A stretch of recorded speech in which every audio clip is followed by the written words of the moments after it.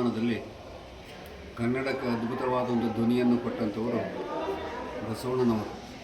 ಆವಾಗ ಹಳೆಗನ್ನಡ ಸಂಸ್ಕೃತ ಭಾಳಷ್ಟಾಗಿದ್ದಂಥ ಒಂದು ಕಾಲದಲ್ಲಿ ನೇರವಾಗಿ ಶ್ರೀಸಾಮಾನ್ಯನಿಗೂ ಧರ್ಮ ಮುಟ್ಟುವಂಥ, ಮಾನವೀಯತೆ ಮುಟ್ಟುವಂಥ ಒಂದು ವಚನಗಳನ್ನು ಕೊಟ್ಟು ಮನೆ ಮನೆಗೂ ಅದು ಮುಟ್ಟುವಂಥ ಕೆಲಸವನ್ನು ಮಾಡಿದವರು ಬಸವಣ್ಣನವರು.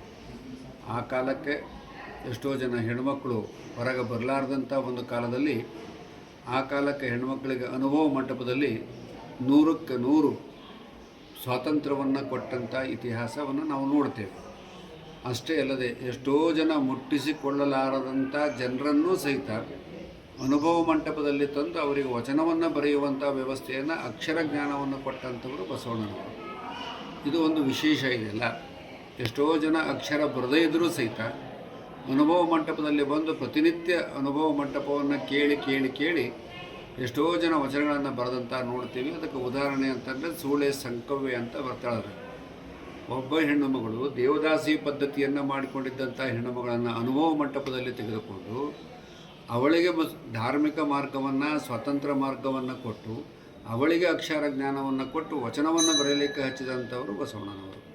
ಹೀಗೆ ಒಂದಲ್ಲ ಎರಡಲ್ಲ, ಎಷ್ಟೋ ಜನ ಏನು ದೂರ ಇರ್ತಿದ್ರು ಅವರೆಲ್ಲರನ್ನೂ ಹತ್ತಿರಕ್ಕೆ ತೆಗೆದುಕೊಂಡಂಥವರು ಬಸವಣ್ಣನವರು. ಅದಕ್ಕೆ ಇವತ್ತೂ ಸಹಿತ ಭಾರತದ ಸಂವಿಧಾನದಲ್ಲಿ ಬಸವಣ್ಣನವರು ಯಾಕೆ ಪ್ರಸ್ತುತ ಆಗ್ತಾರೆ ಅಂತಂತ ಹೇಳಿದರೆ, ಸಂವಿಧಾನ ಇವತ್ತು ಏನು ಹೇಳ್ತದೆ ಅದನ್ನು ಅಂದೇ ಬಸವಣ್ಣವನ್ನೆಲ್ಲವನ್ನು ಮಾಡಿಕೊಟ್ಟಂಥ ಇತಿಹಾಸವನ್ನು ನಾವು ನೋಡ್ತೇವೆ. ಅದರ ಜೊತೆಗೆ ನಾವು ಇವತ್ತು ಹೇಳ್ತೇವೆ ಆಹಾರ ಕೆಡಬಾರ್ದು ಅಂತ ಹೇಳ್ತೇವೆ.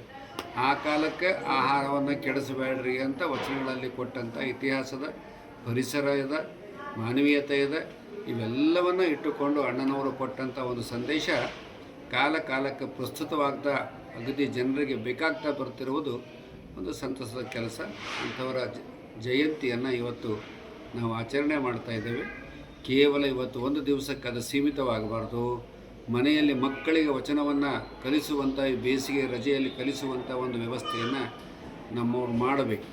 ಅದು ಮಾಡಿದಾಗ ಅವನಿಗೆ ಸಾಹಿತ್ಯ ಬರ್ತದೆ, ಸಂಸ್ಕೃತಿ ಬರ್ತದೆ, ಜೀವನದ ಬದುಕ್ತಕ್ಕಂಥ ಕೆಲಸಗಳು, ಅದರಲ್ಲಿ ಬರ್ತಕ್ಕಂಥ ವ್ಯವಸ್ಥೆಗಳನ್ನು ಶರಣರು ಅದರಲ್ಲಿ ವಚನಗಳಲ್ಲಿ ಕೊಟ್ಟಿದ್ದಾರೆ. ಅಂಥವನ್ನು ಮನೆಗಳಲ್ಲಿ ವಚನಗಳನ್ನು ಕಲಿಸುವಂಥ ವ್ಯವಸ್ಥೆಯನ್ನು ನಮ್ಮ ತಾಯಂದಿರು, ಅಣ್ಣಂದಿರು ಮಾಡಬೇಕು ಅಂಥೇಳಿ ಆಸೆ ಮಾಡ್ತೇವೆ.